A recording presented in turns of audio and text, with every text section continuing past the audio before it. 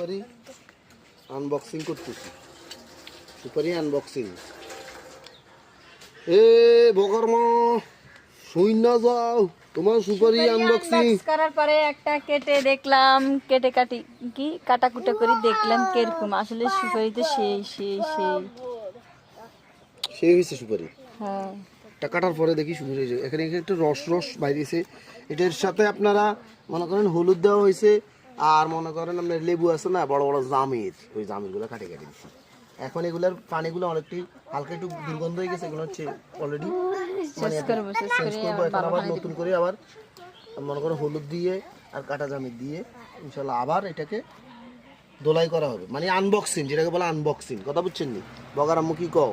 ঠিক আছে, সুপারিগুলো দেখো কত সুন্দর হচ্ছে। দেখাচ্ছি তো সুপারিগুলো একদম সেই সেই একটা সুপারি সেই এটা লেভেলের দিয়ে এখন সুপারি। পান খাবো, মানে আইন করে পান খাবো। পান খাইলে মনে করেন এত স্বাদ লাগবে যেটা বলার বাইরে। ঠিক আছে, সবাই আমাদের জন্য দোয়া করবে। একটু পরে দেখেন মুখ দিন দেখাও।